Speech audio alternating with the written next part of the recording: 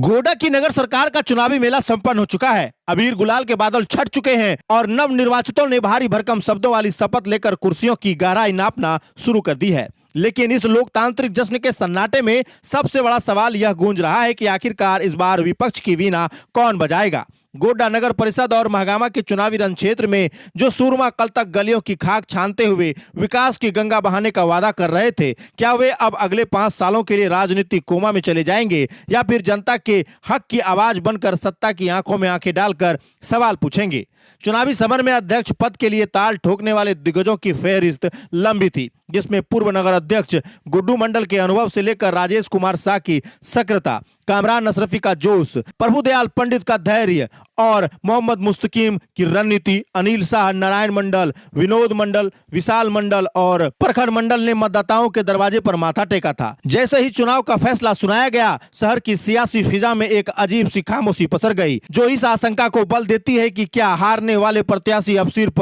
अगले चुनाव के नोटिफिकेशन का इंतजार करेंगे। भारतीय लोकतंत्र की विडंबना यही है कि यहाँ चुनाव हारते ही नेताजी अंडरग्राउंड हो जाते हैं और हार का ठीकरा जनता की समझदारी पर फोड़कर खुद को विश्राम मोड में डाल लेते हैं। जबकि असल राजनीति तो चुनाव के बाद शुरू होती है, जब आपको बिना किसी पद के जनता के जल जमाव, कूड़े के अंबार और डार्क जोन में डूबी सड़कों के लिए लड़ना होता है। गोड्डा शहर के 21 वार्डों में इस बार मुकाबला दिलचस्प था। उपाध्यक्ष पद पर पूजा तिवारी की जीत के बाद जो रनर अप रहे, उनकी जिम्मेदारी अब सत्ता पक्ष के साथ मिलकर बेहतर काम करने की होनी चाहिए ताकि गोड्डा का विकास हो सके। व्यंग तो इस बात पर भी है कि जो उम्मीदवार चुनाव के वक्त नालियों की दुर्गंध को अपनी नाक पर रुमाल रखकर मीडिया को दिखा रहे थे, क्या वे आज उसी दुर्गंध के खिलाफ नगर परिषद के दफ्तर के बाहर धरना देने का मादा रखते हैं, या फिर उनकी जनसेवा का मीटर सिर्फ वोटिंग के दिन तक ही रिचार्ज था। शहर के विकास के लिए नगर परिषद की बोर्ड मीटिंग में केवल यशस्वी और सर्वसम्मति जैसे शब्द का गूंजना लोकतंत्र के लिए शुभ संकेत नहीं है, बल्कि वहां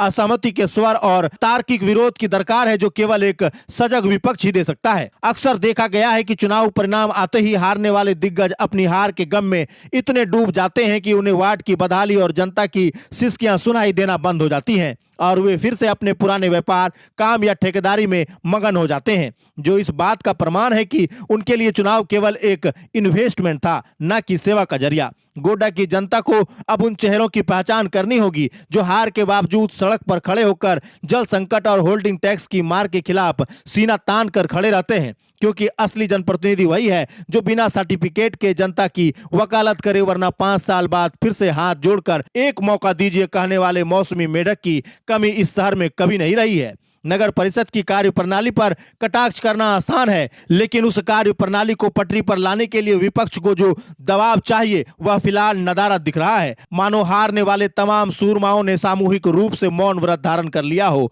और अब उनकी सक्रियता केवल सोशल मीडिया की शुभकामनाएं तक सीमित रह गई है। गोड्डा के विकास का पहिया तब तक तेज नहीं घूमेगा जब तक सत्ता पक्ष को यह डर न हो कि पीछे एक मजबूत विपक्ष खड़ा है, जो उनके हर भ्रष्टाचार और हर कोताही की पोल खोलने के लिए तैयार बैठा है। इसलिए उन सभी उम्मीदवारों को घर से बाहर निकलना होगा जिन्होंने 1000 वोट पाकर जनता का विश्वास हासिल किया था, क्योंकि वे वोट केवल जीत के लिए नहीं थे, बल्कि उस भरोसे के लिए थे कि आप पद पर रहे या ना रहे, हमारी आवाज जरूर रहेंगे। अंततः गोड्डा की राजनीति में यह विपक्ष विहीन सन्नाटा टूटना जरूरी है, वरना विकास के नाम पर केवल बंदरवांट होगी और जनता फिर से 5 साल बाद उसी धूल भरी सड़कों और अंधेरे वार्डों में खड़े होकर नए वादे का इंतजार करेगी। राजनीति अब सेवा नहीं, केवल चुनावी मौसम का एक तमाशा बनकर रह गई है, जिसे बदलने की जिम्मेदारी उन पराजित नायकों की भी है जो अब तक पर्दे के पीछे छिपकर अपनी हार का विश्लेषण कर रहे हैं। बाकी कोई इस सियासी सन्नाटे में नजर आए या ना आए,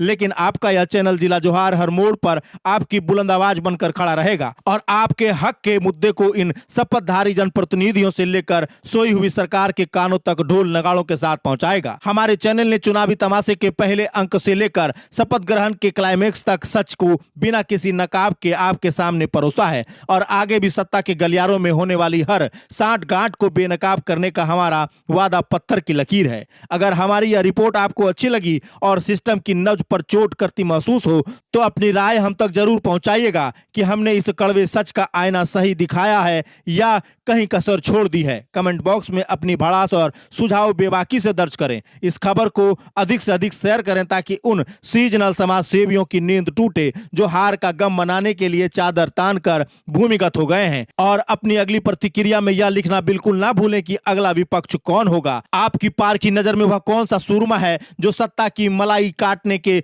बीच जनता के लिए लाठी खाने और सवाल पूछने का दम रखता है। यह हमारे साथ साझा करना ना भूलें, क्योंकि अगर आप आज चुप रहे तो 5 साल तक सिर्फ कागजी विकास की लोरी सुनकर ही सोना पड़ेगा।